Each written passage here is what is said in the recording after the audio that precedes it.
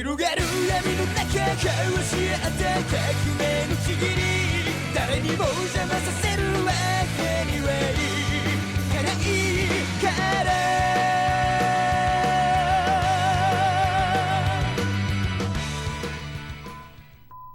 As for myself, I am at the center of the SPK. You can address me as N. Oh, that was delicious. Didn't want to give too much smile. That was perfect. I started performing back in 1988, believe it or not, so I've got a lot of shows under my belt. Well, of course, the old famous Rama One Half, my character was Shampoo in that, so that was a real taste of it at that time. We've seen the anime blitz happen from day one, a lot of us actors, and it's really progressed incredibly since that time frame. So it's been a long haul, but it's been really fun. I was an associate producer for CBC in the past on a show named Disc Drive, and through that and through some training in that field in radio and whatnot, I got to understand what it was like to be behind the scenes, and I can really appreciate it from a production standpoint as a viewer as well as a performer. So the nuances that I bring to it are something that is an actor's position, but then to know what happens in production with the editing and the directing and the changes that take place, it's all part of it for me, so I enjoy knowing that too. Was it Kira? Did Kira kill him? Come on, Roger! You've got to tell me! I'm mainly a theater actor, so this is the first time I've had the pleasure of voicing a character for a series continually, and I've had lots of fun doing it. Actually, a good friend of mine, Vincent Tong, is on the show, and he used to tell me about the show and his sessions and stuff, and then when I got the show, I was a little bit briefed on the world of Death Note through him. Vincent definitely had some part in inspiring me to do voiceover work. Preparing for acting for theater and training has a lot to do with your voice and breath. So making the crossover to animation was actually quite easy and quite smooth because I'd done a lot of that work already. I don't care what it takes. I'll beat Nier by any means necessary. It's truly an honor to be working on a show with such a large fan base and so well received. So it's really an honor and pleasure. I think that Nier is really sort of the person that ties everything in. And what I like about him too is the subtlety in his performance, because we don't really know what's going on with him. We don't know if he's going to explode. He never really does, but maybe he still will. We don't know.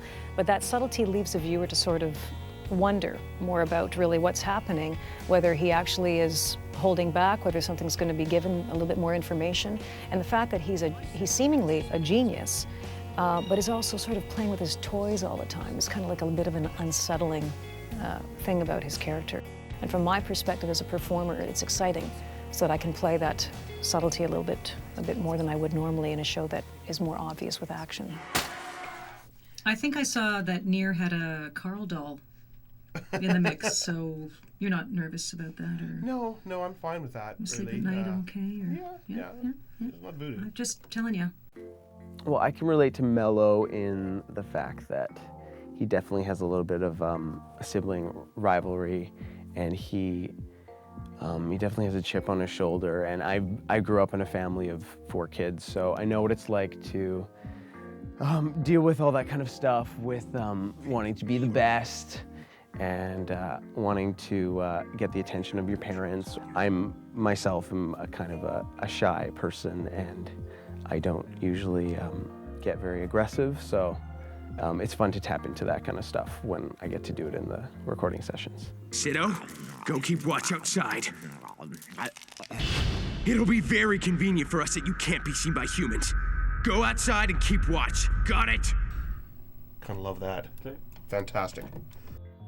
Nier was challenging in a lot of ways because we get the information we get from Carl, the director, but then once we get into the character, we have to retain that kind of performance. And in his case, in some ways, there's so little that I have to give, and yet I have to jam-pack it with sort of intent, mystery, and leaving a little bit left over for speculation. So to keep that intensity going at that level is a bit of a challenge in some ways until you get into the flow of it. Pass me the phone. Great. He's always in that zone, that kind of... It's kind of true, yeah. I think that's great because it leaves the viewer to constantly guess at this guy. Oh, yeah. So, you never quite know what's going on. yeah, I always want to go further with him to the point of being teed off, but I know. You want to. you got to retain that. Just hint at it. Yeah. I think Mello's driven by a lot of things. I think that he could have a couple screws loose in his head, but yeah, and definitely an inferiority complex, and just wanting to be the best. I think that that's something that just comes with your nature. It's not just the notebook I'm after. I want to eliminate my competition. I will be the best. I don't care what it takes. I'll beat Nier by any means necessary. Kind of nice. Cool. Excellent. I love his outfit. It just that's. Is he wearing a feather boa? Yeah. Or well, I think so. Yeah. Styling. Yeah. Well, he's got that blonde hair. I think he looks great. In the last session we just did, he was wearing a feather boa, which was very fabulous. I think it's a fantastic show. I mean, on all fronts. And my character Nier, of course, came in midway, so I didn't get to see the beginning of it or be part of it, actually. But the coloration is superb. Not just the contrast, but the actual color choices and some of the inflection of the neon colors that come in and out, the shadowing, the way that they sort of bring the camera close up to the eye, each person's eye. Everything seems to fit into place. You know, it sort of provides that mystery. So that's one thing. And then the content of the plot, the different levels of the psychology, the mystery, how the plot unfolds is really quite intricate. And I think it's really very, very advanced. Yeah, the fact that it's on YTV and I could watch it on Friday nights with my dad, which I did, is definitely something that's a plus about the show and really exciting. Second part's great. First part, just a tiny bit tighter now. Oh, whatever, Carl. Just do it, Wesley. Like that's not a stage name. It's right. Carl is great to work with. He's just fantastic. Carl's a fantastic combination of a director who always has a sense of humor about it, but he gets to the point quickly. He knows exactly what he's doing, and better still, he knows each actor really well. Damn, I'm having a bad hair day. It's impossible to find a good conditioner. He does that really well. Keeps us laughing, too. Yeah, Kathy I've known for a very long time.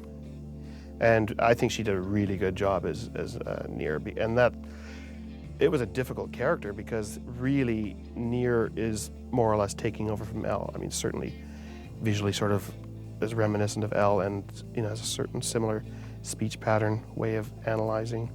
On the exterior, there's very little going on. He's playing with his toys and talking, but underneath there's all kinds of things going on. Playing this like a game of chess. Sido, go keep watch outside.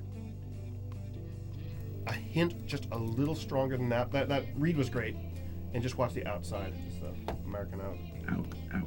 Sorry. No, it's okay. Sorry. Give me 1 second. I definitely have two trouble words with my Canadian accent, which is about, out and about, and then sorry and sorry. I definitely screw those ones up a lot. I'm truly sorry.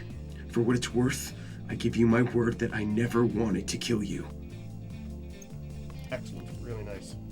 The first time I saw him in an audition, I thought, wow, this guy's really good. He sort of throws himself right in, and he's a good actor. So I'm glad that he got the role, and I think he does a really good job. I think what's great about the show, too, is that it does, like I said, it ties in with the times right now. So there is so much going on in the world in general.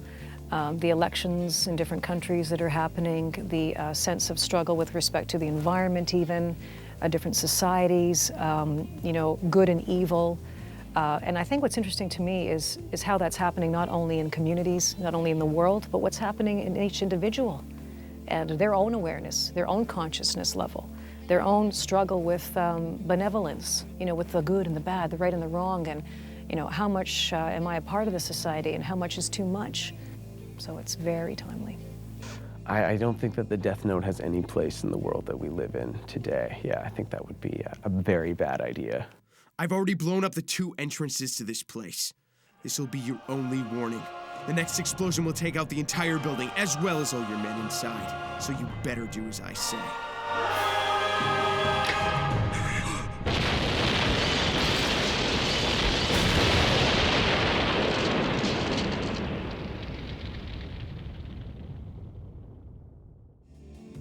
I would love to thank the fans for all their support, because without you guys, there wouldn't be any shows. And it really drives us to do better and better and want to really perform well for you. So we so appreciate your input, you know, the things you say in the chat rooms and the buzz that starts to happen from watching and from talking about our shows. So we do it for you, and we have to really thank you for that. So thanks for the support. Thank you all for watching the DVD, and thank you all for watching the show. It means a lot to all of us, and I hope you enjoy it. Was that okay? Was there anything in there you can use? I'm so sorry.